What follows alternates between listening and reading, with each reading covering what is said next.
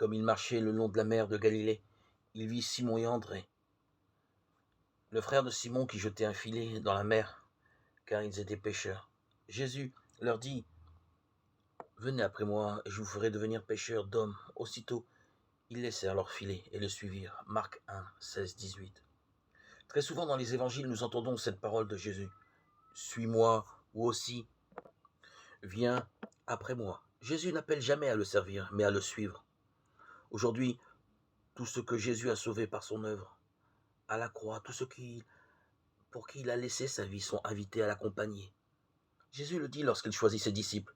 La première raison, c'est pour être avec lui. Jésus en établit 12 pour être avec lui, pour les envoyer prêcher, pour avoir autorité de guérir les maladies et de chasser les démons. Marc 3, 4, 14, 15.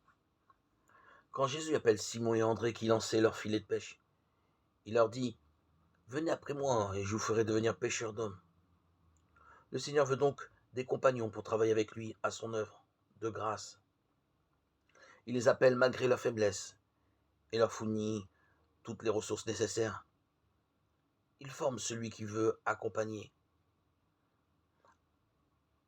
Apprenez de moi car je suis débonnaire et humble de cœur. Matthieu 11, 29.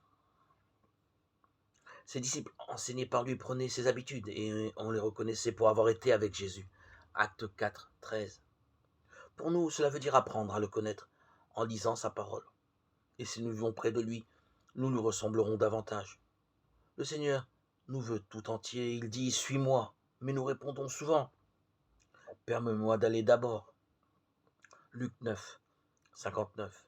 Il nous faudra peut-être laisser certaines choses auxquelles nous sommes attachés, certaines habitudes. Faisons comme Pierre et Jean. Aussitôt, ils laissèrent leur filet et le suivirent.